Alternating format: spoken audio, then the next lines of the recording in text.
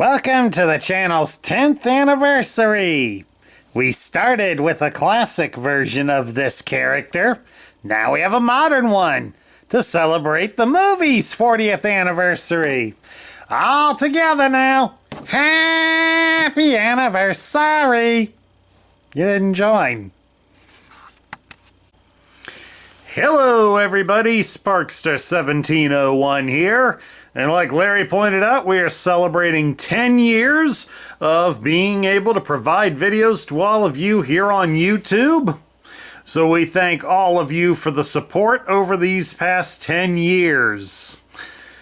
Last year we hit a big milestone of getting 600 subscribers.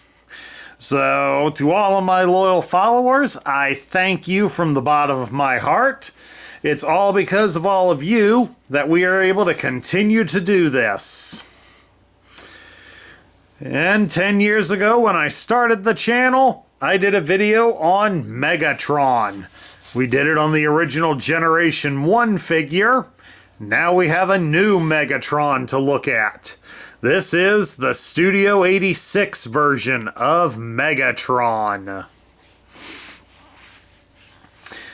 And of course, this has been a long-awaited figure, since the Studio line has always been one to attempt, I should say, to make realistic-looking versions of the film counterparts.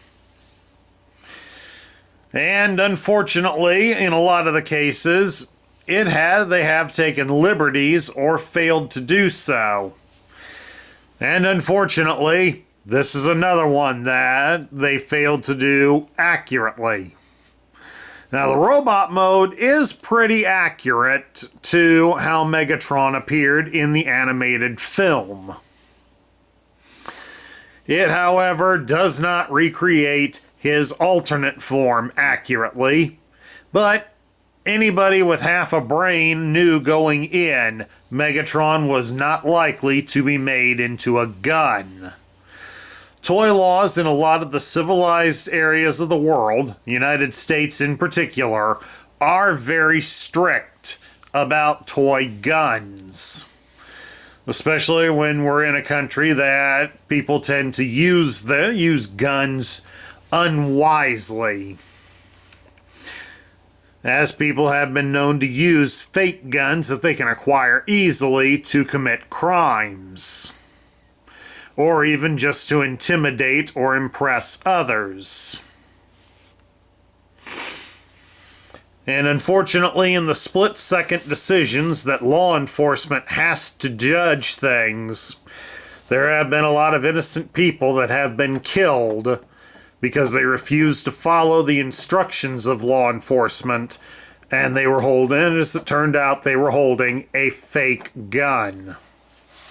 Somebody I knew a number of years back tried to hold up a person I knew, and they had a gun that was similar to Megatron's. People trying to hold her up assumed it was the fake, until she demonstrated by cocking the gun, something that Megatron could not do, that she was holding the genuine article. The original Generation 1 toy was based off of a toy that was released in the 1970s in Japan's Diaclone line. They had about 3 guns that transformed into robots. A number of years back, I showed off one of those toy guns because it was basically the precursor to Megatron. It was a toy of a P-38 that was capable of firing plastic bullets at cardboard targets.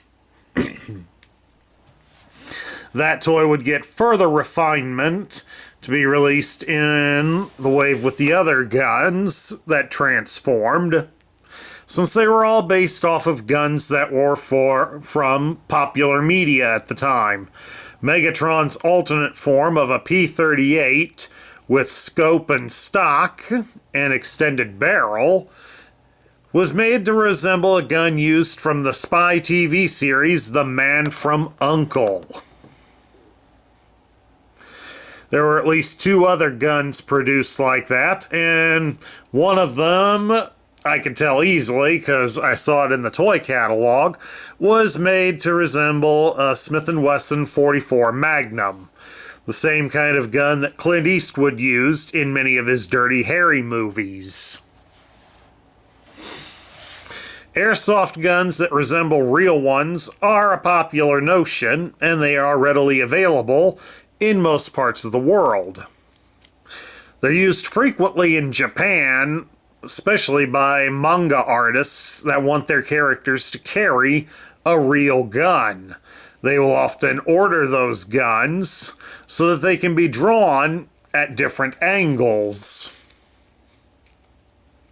It's that part of the reason that attention to detail does help make manga more entertaining and interesting to read than American comics.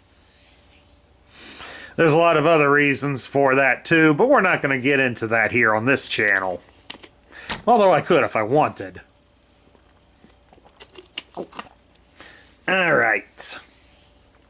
Now let's take a look at this version of Megatron. And of course, this is set up for the early scenes in the film. Since, spoiler alert, he does get severely wounded and is reformatted into Galvatron and finishes off the movie like that. Like Larry pointed out, the movie turns 40 years old this August. So it's nice that we finally have a version of Megatron that Hasbro had to put some effort into. They did a studio release of Galvatron a little earlier last year, but I could tell from looking through the box that it was just a simple repaint of the one that was released in Kingdom, the War for Cybertron Kingdom line, a good number of years back. So that was a thorough disappointment, to say the least. But at any rate, we'll start looking at Megatron's accessories. We're going to start first with this little gun. This is as close to Megatron as his gun form as we're going to get.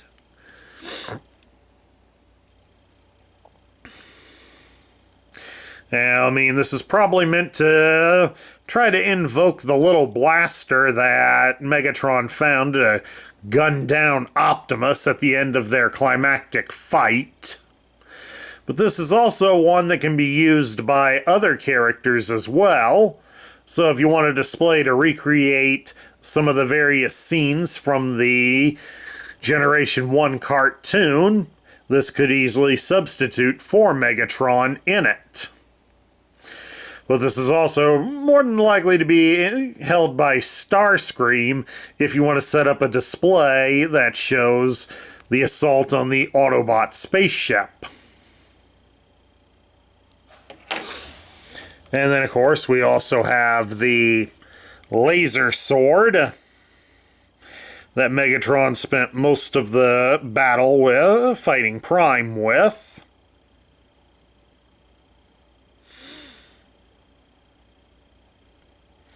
I personally would have preferred the blade to have been made of some translucent plastic so it would look a little more authentic.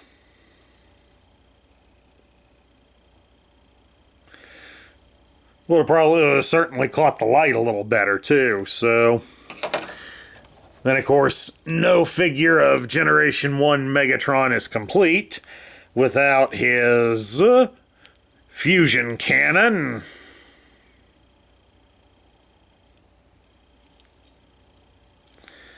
And of course, something else to pay attention to is the fusion cannon does have a panel that opens up on it this time around. That's more used for transforming him than anything else. Then lastly, we have the piece that helps make Megatron resemble his cartoon counterpart, and that is this gun barrel. This is done up to resemble the barrel of the gun of his gun mode, so at least it harkens back to that mode. And it also has a post that folds out. So, something to keep in mind. But this is obviously an essential piece to make your Megatron look right. And of course, as you can see by the many holes in his back, you can easily use this to store all of the accessories. The gun has a small bit of plastic on top of the scope, and that would go in there next to the gun barrel. And then there you'd have it. You could stow away all the accessories and not lose them. Again, that's always a nice feature from Hasbro to incorporate. Because if you're going to give a toy all sorts of accessories, it would be nice if he could hold all of them in some way. Make it harder for us to lose them. Now, at any rate, let's take a look at Megatron's articulation. You can turn his head from side to side, and it does rock up and down. It is on a ball joint.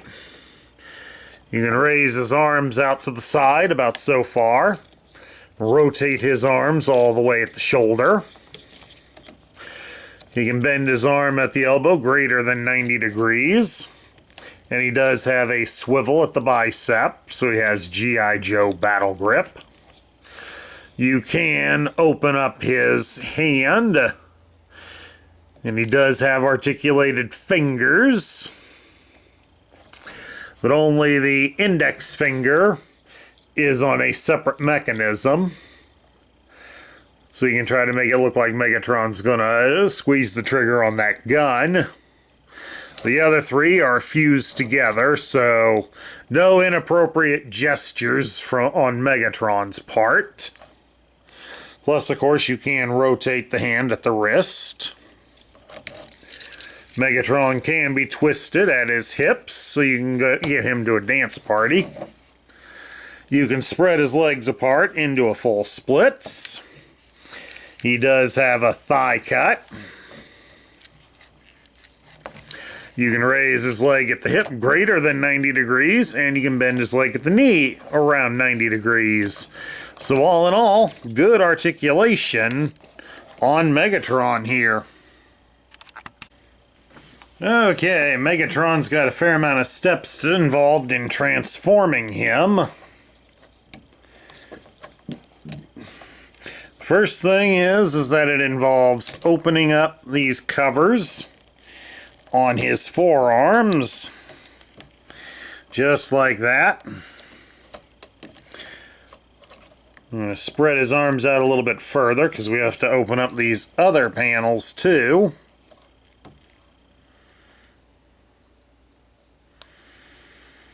Then you're going to fold his hands inside. Make sure that they are perfectly formed fists. Because if he's got a finger that's not in right, they won't fit.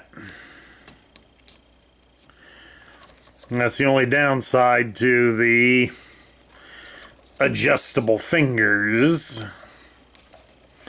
is the fact that if they aren't positioned in the proper place, then they won't go in right.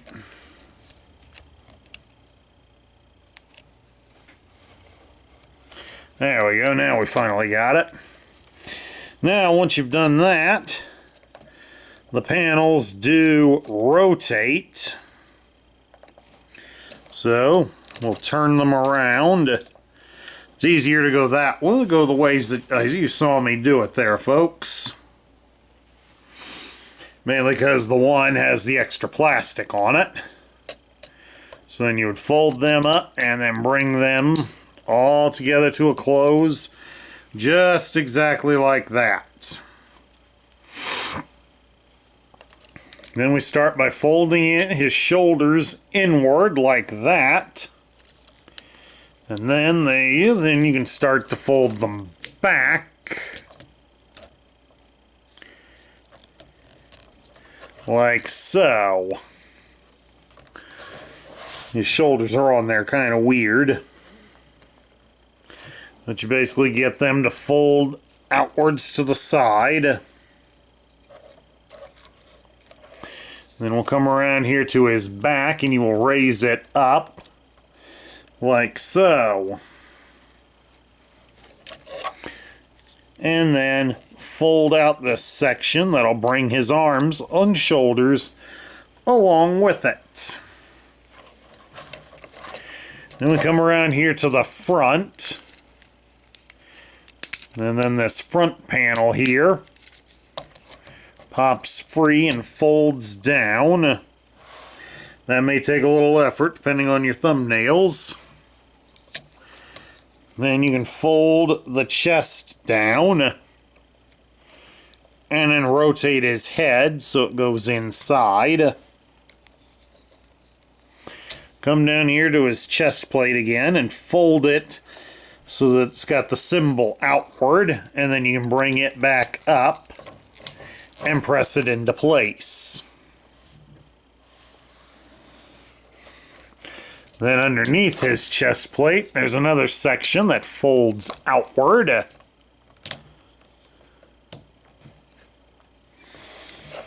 then once you've done that, we rotate his legs around at the hip.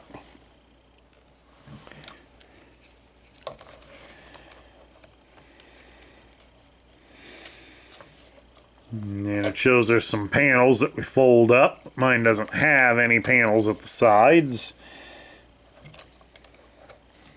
That's because we had them folded on his butt. So you'd fold them up at the side and then fold them back to his butt.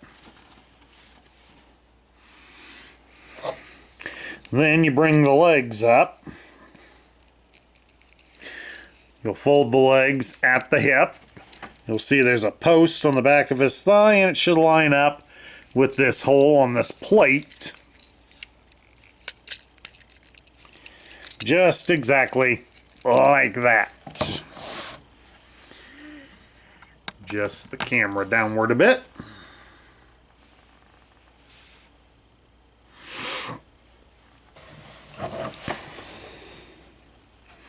Because now they want us to bring down this section onto the torso like it was earlier. Again, there's posts that line up.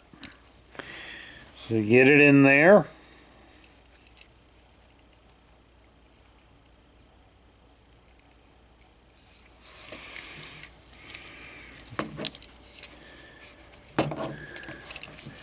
Come on. Mine's kind of loose. It doesn't like to fold any further.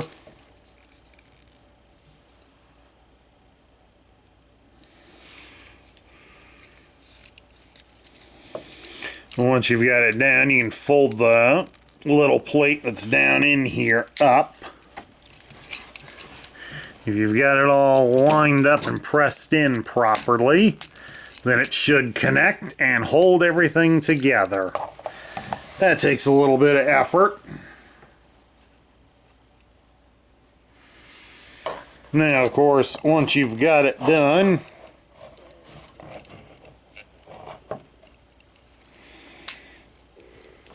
they'll want us to turn it around like so.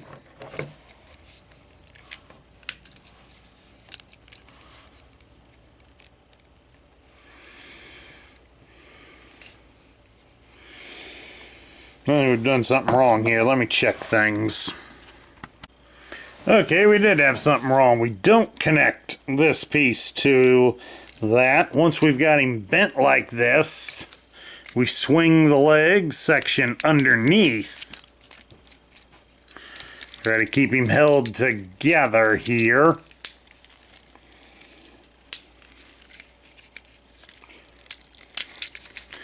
But this whole section gets swung under and then holds into position. I knew we should have spent more time practicing with him, but I've been having some changes in my life of late, so we've not been able to operate at our best of late.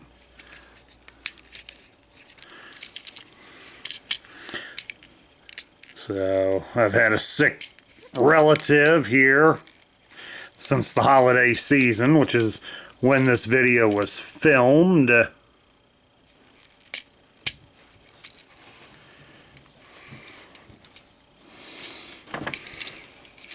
So that should give you some inclination of what's been an issue. Plus, I recently had a shake-up at my job. So I've had a lot going on me here, folks. That's just the stuff I feel right in telling all of you. There's been more than that, but that's all you really need to know at present. But there we go. We finally got him into the shape we want him to be in.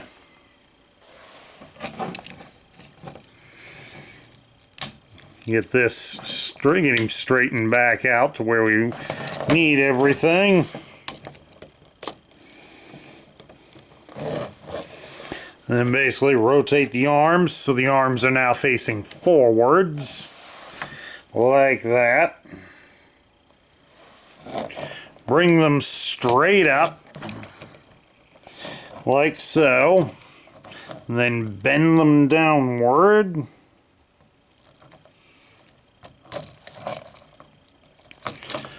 Trying to get them to bend at the same spot.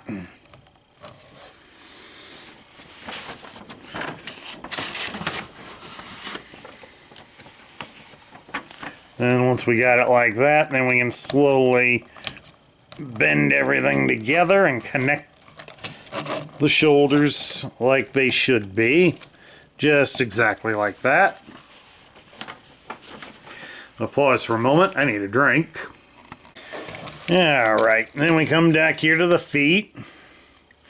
You'll fold up the feet and then raise up the back panel here on his legs. And the legs can swing out like so. We start then by popping free this gray colored piece here. And then you can fold out the legs a bit. As you can see, they start to form the tank treads.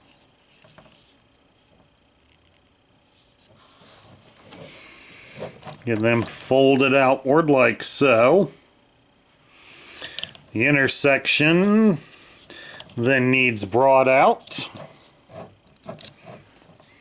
So you can fold out these pieces they were hiding and then close them back up. And then the same holds true for the outer sections. Pop them open, fold out the piece inside, and then close it back up. This way it forms the complete tank tread. I cannot begin to imagine how difficult this was to engineer. Then, of course, once you've done that, then we can fold up this piece in the middle, and it will complete the look of the tank tread.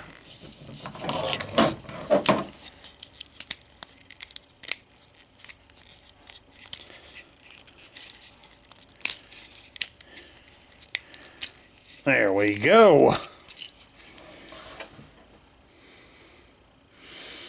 So then once you have that, then you start folding it forwards.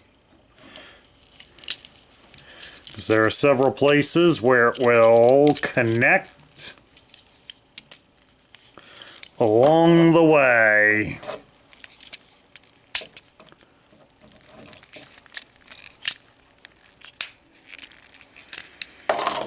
So make adjustments as necessary to get it to snugly connect.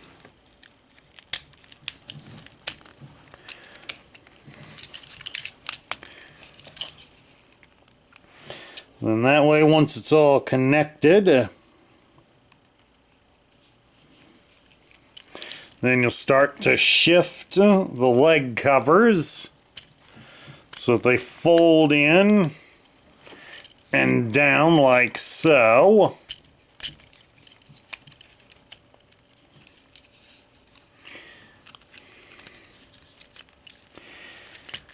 And then the feet. You wind up folding them down like so.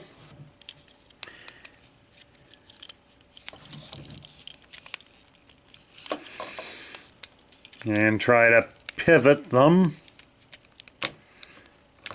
Excuse me, this is fighting against me. Okay, what we were doing wrong with the feet is, I'm going to demonstrate with this one. Raise up the leg covering and get the foot to bend. You bend the toes, but you're also going to slip this piece downwards so that way when it comes down, you can snuggle it up against the back of the thing, and the feet should tuck under to help form the tail, help form the rear of the tank. And you have this panel that's popping free. All sorts of things that just pop on Megatron, it seems like. But there we go, now we got him back in position. So now to do the final details for Megatron, I want you to come up here to the turret, rotate the arms so that they look kind of like that, and then you can open them up a bit, because now we get to start attaching all of his bonus stuff, starting with the fusion cannon. The fusion cannon has this piece here in the back that you open up and fold under. It's double jointed, so, or at least the way the instructions play it is. There it goes, there's the other joint. Get it so it folds in like that, because this portion is going to connect in here to the back. So once you get that in, you can then bring these other pieces back in. And guess the fit wasn't exactly right. Larry boy, if you would be so nice. Thank you, Larry. There are advantages to having Larry being down low for a little bit. One of them being he can retrieve errant transformer parts.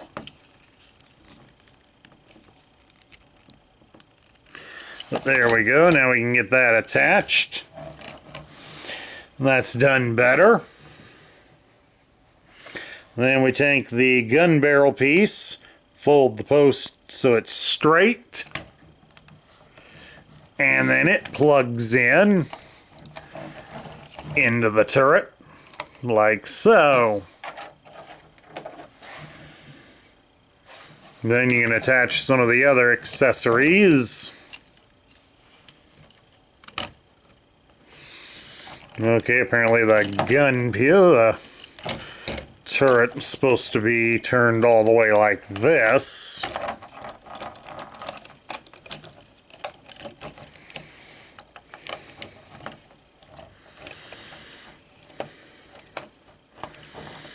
But then it's still not in a position where it can actually hold the gun because of the way they've got it pictured. They want it to attach to that, but they got the pictures wrong.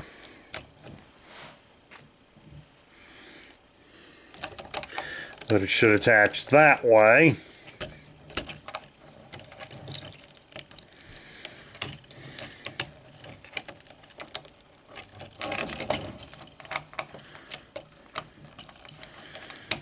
Gotta get it to reconnect here.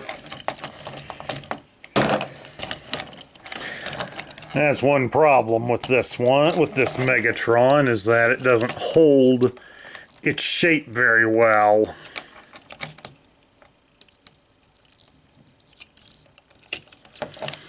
Nor do they have it set up where it can do what they claim it can do. So I have the arms like that, then I can't move the elbows to attach the cannon. Excuse me. Alright, it took a little work, but we finally got the cannon mounted. We got the sword mounted on the one side there, and I just mounted the gun there along the side as well. That just seemed to be the best. Megatron here has fake treads, but he rolls on some Wii wheels. You just got to be careful because it's also dragging the chest panel. And that's a part that does pop off, just like the leg coverings can if you're not careful.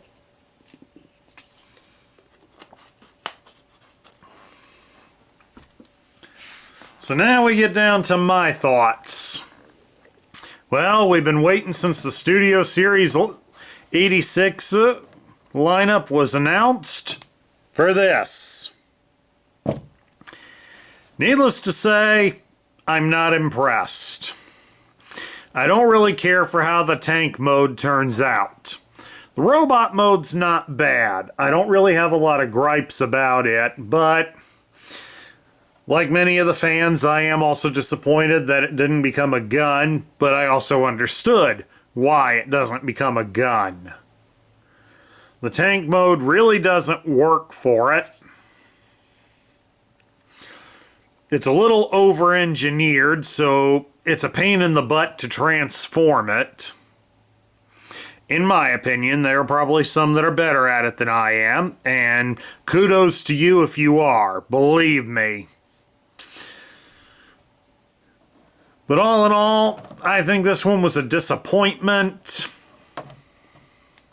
I'm not exactly thrilled with it, but if you're setting up a diorama to commemorate the animated film, this one's an essential for it. Because any good display, especially something that's showing the earlier scenes of the film, you're definitely going to want a Megatron in your lineup.